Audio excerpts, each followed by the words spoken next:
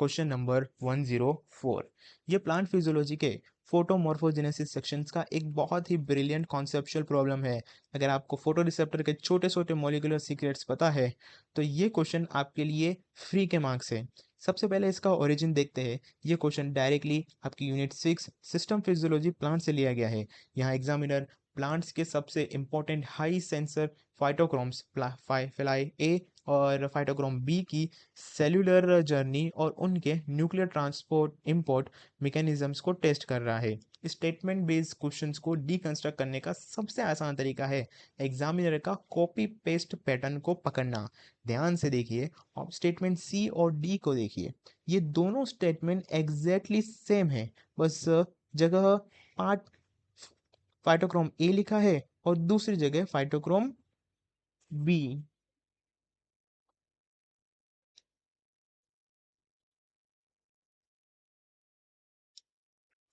इसका मतलब क्लियर है कि एग्जामिनर ने एक कॉन्सेप्ट को दोनों रिसेप्टर पर लगाकर ट्रैप बनाया है।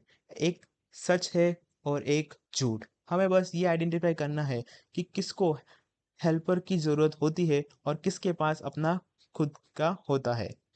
इसलिए इस फोटो रिसेप्टर मूवमेंट को एक वीआईपी एंट्री का कॉन्सेप्ट से समझते हैं। साइटोक्रोम डार्क में इनएक्टिव पीआर फॉर्म में साइटोसोल में रहते हैं। लाइट में वो एक्टिव होके पीएफआर में होते हैं।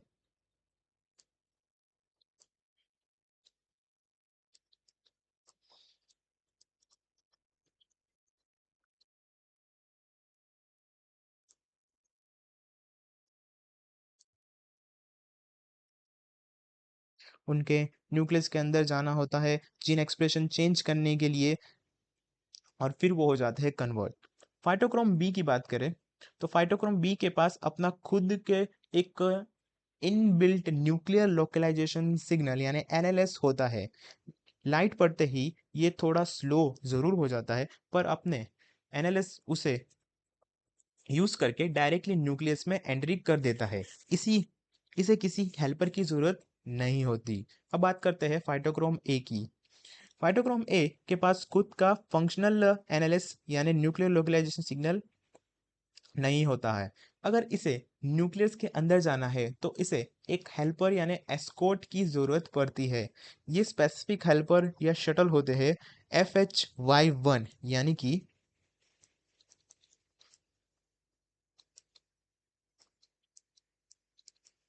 फार रेड elongated hypocotyl 1 और इसका जुड़वा भी है FHL। ये फाइटोक्रोम ए को पकड़ते हैं और न्यूक्लियस के अंदर छोड़ कर आते हैं। अब इस कॉन्सेप्ट को स्टेटमेंट्स पर लगाते हैं। स्टेटमेंट ए कहता है कि phytochrome B lacks nuclear localization signal. ये बिल्कुल फॉल्स है। फाइटोक्रोम बी के पास एनालिस होता है। स्टेटमेंट बी कहता है फाइटोक्रोम ए कंटेन एनालिस। ये भी फॉल्स है। एग्जामिनर ने फाइटोक्रोम ए और फाइटोक्रोम बी की प्रॉपर्टीज को आपस में स्वैप कर दिया है। अब स्टेटमेंट डी कहता है PFR forms phytochrome A depends on FHY1 and FHL। ये हमारे एस्कॉर्ट लॉजिक से 100% मैच करता है। तो ये है हमारा स्टेटमेंट ट्रू। स्टेटमेंट डी कहता है phytochrome B depends on FHY1 and FHL। Phytochrome B तो वो है जिससे एस्कॉर्ट चाहिए ही नहीं। तो ये एक फॉल्स स्टेटमेंट है। अब बात करते हैं एलिमिनेशन स्ट्रेटेजी की। तो अब इस रॉक सॉलिड क्लैरिटी के साथ अपनी एलिमिनेशन स्ट्रेटेजी लगाते हैं। हमने सॉलिडली एस्टेब्लिश कर लिया था कि FHY1 और FHL सिर्फ और सिर्फ फाइटोक्रोम ए के लिए होते हैं।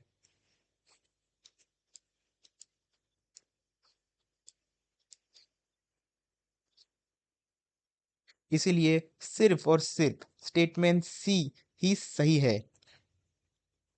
हमारे पास सिर्फ और सिर्फ ऑप्शन 2 बचता है इसके लिए, जो डायरेक्टली कहता है सी ओनली। राइट आंसर बिना किसी सेकेंडरी थॉट्स के ऑप्शन 2 बन जाता है। इस क्वेश्चन में एग्जामिनर ने classical trade swapping trap use किया था। एग्जामिनर जानता है कि स्टूडेंट को FHY1 और NLS वर्ड याद रहते हैं, पर वो एग्जाम प्रेशर में भूल जाते हैं कि कौन सा फीचर किस फाइटोक्रोम का था। इसलिए उन्होंने ए और बी स्टेटमेंट में इनकी प्रॉपर्टीज को इंटेंशनली क्रॉस मैच कर लिया, ताकि स्टूडेंट कंफ्यूज होकर गलत ऑप्शंस यानी कि ऑप्शन 1 मार्क कर दे। अब बात करते हैं एस्केप रूट की। प्लांट बायोलॉजी में जब भी दो सिमिलर प्रोटीन्स जैसे फाइटोक्रोम ए और बी पढ़े, तो हमेशा उनके बीच का एक की डिफरेंस टेबल बनाकर याद रखें। अगर आपको एक का भी स्पेसिफिक कैरेक्टर कॉन्फिडेंटली याद है, तो क्रॉस मैचिंग वाले ट्रैप्स आपको कभी भी नहीं फंसा पाएंगे। ऐसे प्रिसाइज फैक्ट्स याद रखने से पार्ट सी में नेगेटिव मार्किंग से कंप्लीटली बच सकते हैं। चलिए इसी हाई एक्यूरेटिव फोकस के साथ बढ़ते हैं हमारे अगले सवाल पर। तो चलिए दोस्तों, अपना फोकस और बिल्कुल शार्प करते हुए आगे बढ़ते हैं हमारे नेक्स्ट टारगेट पर। Question number 105। ये ह्यूमन फिजियोलॉजी का एक बहुत ही प्रैक्टिकल और डायरेक्ट क्वेश्चन है, जहां प्रेगनेंसी के टाइम पर बॉडी के हार्मोन शिफ्ट को टेस्ट किया गया है। सबसे पहले इसका ओरिजिन देखते हैं। ये क्वेश्चन डायरेक्टली आपके यूनिट 7 यानी सिस्टम फिजियोलॉजी एनिमल के एंडोक्राइनोलॉजी और रिप्रोडक्टिव बायोलॉजी सेक्शन से लिया गया है। यहाँ एग्जामिनर टेस्ट कर रहा है कि क्या आपको प्रेगनेंसी के टाइम पर मैटरनल बॉडी के फिजियोलॉजिकल एडेप्टेशंस का लॉजिक पता है या नहीं।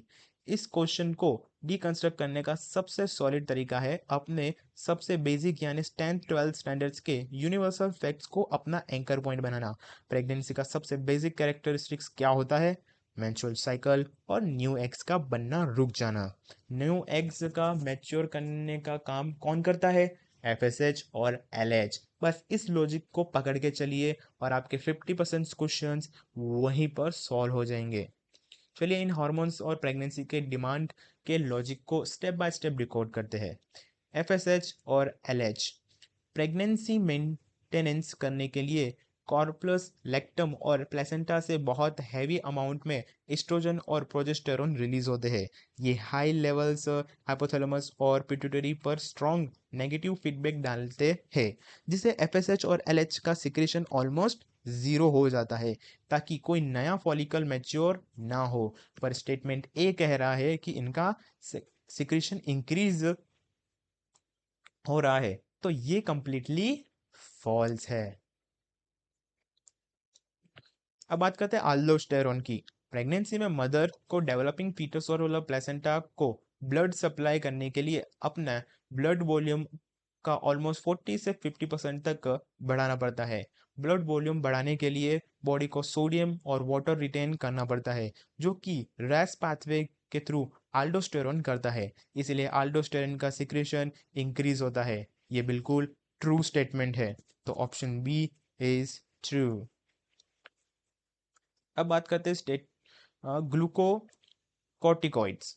फीटस की डेवलपमेंट, उसके लंग्स की मैच्योरेशन और मदर की मेटाबॉलिक डिमांड्स को पूरा करने के लिए बॉडी में कॉर्टिसोल का लेवल बढ़ जाता है, पर स्टेटमेंट सी कह रहा है ये डिक्रीज हो रहा है, तो ये फैक्चुअली रॉन्ग है। अब बात करते हैं टायरोक्साइन। प्रेगनेंसी में बेसल मेटाबॉलिक रेट बहुत हाई हो जाता है। साथ ही प्लेसेंटा से निकलने वाले HCG hormones structurally thyroid stimulating hormones जैसे होते हैं, जो थायराइड ग्लैंड्स को मेनली स्टिमुलेट करते हैं। इस वजह से थायरोक्सिन का प्रोडक्शन इंक्रीज हो जाता है। ये बिल्कुल ट्रू स्टेटमेंट है। अब इस रॉक सॉलिड फिजियोलॉजिकल लॉजिक के साथ लगाते हैं अपनी एलिमिनेशन स्ट्रेटजी। हमने सबसे बेसिक एंकर पॉइंट से स्टार्ट किया। प्रेगनेंसी में न्यू एग्स नहीं बनने चाहिए, इसीलिए FSH और LH कम होती है, यानी स्टेटमेंट ए 100% फॉल्स है। चलिए इसे डायरेक्टली ऑप्शंस पर फोकस करते हैं। ऑप्शन 1 में ए इंक्लूडेड है, इसको एलिमिनेट करो, और ऑप्शन 3 को भी एलिमिनेट करो क्योंकि ए इंक्लूडेड था। हमारे पास बचता है ऑप्शन 2 और ऑप्शन 4। हमने अपने एनालिसिस में क्लियर कर दिया कि मदर की एक्स्ट्रा मेटाबॉलिक डिमांड्स के लिए ग्लूकोकॉर्टिकॉइड्स बढ़ते हैं, घटते नहीं है, यानी स्टेटमेंट सी भी फॉल्स है। ऑप्शन 2 में सी इंक्लूडेड है, तो एलिमिनेट करो ऑप्शन 2 को भी। सिर्फ एक या दो बायोलॉजिकल डिमांड्स को वेरीफाई करने से हमारे पास सिर्फ ऑप्शन 4 बचता है, जिसमें करेक्टली बी एंड डी लिखा है। राइट आंसर ऑटोमेटिकली ऑप्शन 4 बन जाता है। इस क्वेश्चन में एग्जामिनर ने एक बहुत ही नेचुरल ह्यूमन साइकोलॉजी का ट्रैप सेट किया था। एग्जामिनर जानता है कि स्टूडेंट अक्सर सोचते हैं प्रेगनेंसी में बॉडी डबल काम करती है, तो हर हार्मोन लेवल बढ़ ही रहा होगा। इसी जनरल अब्जम्पशन के साथ फायदा उठाकर उन्होंने स्टेटमेंट ए एफएसएच और एलएच इंक्रीजेस डाला, ताकि स्टूडेंट जल्दबाजी में option 1 A and B tick कर दे। पर यहाँ पे एक एस्केप रूट भी था। फिजियोलॉजी में कभी भी ब्लैंकेट रूल्स अप्लाई मत कीजिए। हमेशा बॉडी की डिमांड के हिसाब से सोचिए। बॉडी को नया एग नहीं चाहिए, तो एफएसएच और एलएच गिरेगा। बॉडी को ब्लड वॉल्यूम और एनर्जी चाहिए, तो अल्डोस्टेरॉन और थायरोक्सिन बढ़ेगा। कॉन्सेप्ट की यही क्लैरिटी आपको नेगेटिव मार्किंग से बचाती है।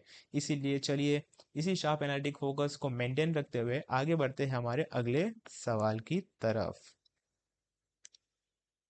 तो चलिए दोस्तों, अपनी इन रैंक विनिंग स्ट्रिक को बरकरार रखते हुए अटैक करते हैं हमारे अगले टारगेट पर। Question number 106। ये सेल बायोलॉजी और कैंसर जेनेटिक्स की एक बहुत ही हाई यील्ड क्वेश्चन है।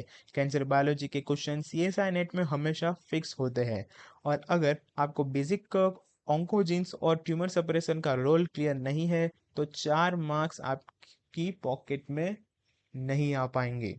तो इसका कॉन्सेप्ट को क्लियर रखें। सबसे पहले इसका ओरिजिन देखते हैं। तो ये क्वेश्चन डायरेक्टली आपके unit 4 cell communication and cell signalling के कैंसर बायोलॉजी सेक्शन से लिया गया है। यहाँ एग्जामिनर सेल सर्वाइवल, एपोप्टोसिस और मेटास्टिक्स को के कोर मॉलिक्यूलर पाथवे को टेस्ट कर रहा है। स्टेटमेंट बेस्ड क्वेश्चंस को डिकंस्ट्रक्ट करने का सबसे आसान तरीका है find the contradictory strategy. Examiner अक्सर एक फेमस प्रोटीन का नाम लिखता है और उसके बिल्कुल उल्टा फंक्शन चिपका देता है। ध्यान से स्टेटमेंट बी को पढ़िए। BCL2 over expressions and enhance apoptosis. अगर आपने बेसिक कैंसर बायोलॉजी पढ़ी है, तो आपको पता होगा BCL2 और एपोप्टोसिस एक दूसरे के दुश्मन है। ये स्टेटमेंट अपने आप में ही एक बहुत बड़ा झूठ है। चलिए इन सारे कैंसर पाथवे की सच्चाई जो मॉलिक्यूलर लेवल पर डिकोड करते हैं। पार्ट बी में लिखा है BCL2 एक फेमस एंटी एपोप्टोटिक प्रोटीन है। कैंसर सेल्स हमेशा BCL2 को ओवर एक्सप्रेस करते हैं ताकि वो मरने से बच सके, लेकिन स्टेटमेंट कह रहा है कि इनहांस एपोप्टोसिस और क्लियरेंस ऑफ कैंसर सेल होता है। ये बिल्कुल उल्टा है और फंक्शनली फॉल्स है। अब बात करते हैं statement A survival pathway. PI3 kinase ATK pathway हमारी बॉडी के सबसे मेन और सेल सर्वाइवल ग्रोथ सिग्नल है। ये एबनॉर्मल तरीके से हमेशा ऑन रहता है, तो सेल बिना रुके डिवाइड होती है, तो कि जो कि कैंसर का मेन रीजन हो सकता है। तो ये बिल्कुल करेक्ट स्टेटमेंट है। Statement see the guardians. P53 हमें हमारे जीनोम का गार्जियन है। इसका काम है DNA डैमेज होने पर सेल को रोकना और एपोप्टोसिस करवाना। अगर P53 के का लॉस हो जाए, तो डैमेज DNA वाली सेल्स मरने से बच जाती है और पॉलिफरेट करती रहती है। ये भी एक ट्रू स्टेटमेंट है। Statement the cell mortality. Rho family GTPase actin cytoskeleton को रेगुलेट करते हैं, जो सेल मूवमेंट और मेटास्टेसिस के लिए जरूरी है। कैंसर सेल मेटास्टेसिस के लिए रो सी को बढ़ाते हैं। अगर आप रो सी को इनहिबिट कर दोगे, तो मोर्टालिटी कम हो जाएगी, बढ़ेगी नहीं। तो स्टेटमेंट उल्टा कहता है, तो दिस इज फॉल्स। अब अपनी एलिमिनेशन स्ट्रेटेजी लगाते हैं। हमने सॉलिडिफाई कर लिया था कि स्टेटमेंट बी कॉन्ट्राडिक्टरी है और वो कंप्लीटली गलत है। तो ऑप्शन 1 में बी है, तो ऑप्शन 1 एलिमिनेटेड और ऑप्शन 3 भी एलिमिनेटेड। हमारे पास बचता है ऑप्शन 2 और 4। हमने अपने एनालिसिस में क्लियर कर लिया था कि रो सी को इनहिबिट करने से मोटालिटी रुकती है, इनहैंस नहीं होती, यानी स्टेटमेंट डी भी गलत है। ऑप्शन 4 में डी इंक्लूडेड है, तो ऑप्शन 4 भी एलिमिनेटेड। सिर्फ एक कॉन्ट्राडिक्शन को पकड़ने और बेसिक फंक्शंस को वेरीफाई करने से हमारे पास सिर्फ ऑप्शन 2 बचता है, जिसमें करेक्टली ए एन सी लिखा है। Right answer is automatically option B. इस क्वेश्चन में एग्जामिनर ने एक बहुत ही क्लासिकल फंक्शन स्वैपिंग सेट किया था। एग्जामिनर जानता है कि स्टूडेंट प्रोटीन्स के नाम जैसे कि BCl2 और रो सी तो याद कर लेते हैं, पर एग्जाम प्रेशर में उनके इफेक्ट्स को मिक्स कर देते हैं। उन्होंने इंटेंशनली BCl2 के साथ इनहैंस एपोप्टोसिस और इनिबिशन ऑफ रो सी के साथ इनहैंस मोटालिटी लिखा, ताकि जिन स्टूडेंट्स को कॉन्सेप्ट थोड़ा भी शक हो वो इन पैराडॉक्स का को सच मानकर फंस जाए। अब बात करते हैं एस्केप रूट की। कैंसर बायोलॉजी में हमेशा प्रोटीन को दो सिंपल कैटेगरी में डिवाइड करके याद करिए। एक होता है ड्राइवर्स यानी कि ऑन्कोजीन्स एंड सर्वाइवल प्रोटीन्स, और दूसरा होता है ब्रेकर्स यानी tumour suppressor and apoptotic proteins. BCl2 और PI380 के ड्राइवर्स है और P53 ब्रेक है। अगर ड्राइवर्स बढ़ेगा तो कैंसर होगा, और ब्रेक टूटेगा तो भी कैंसर होगा। सिर्फ इस ड्राइवर वर्सेस ब्रेक लॉजिक से आप कैंसर बायोलॉजी का कोई भी पाथवे एक क्वेश्चन इजीली सॉल्व कर सकते हैं। चलिए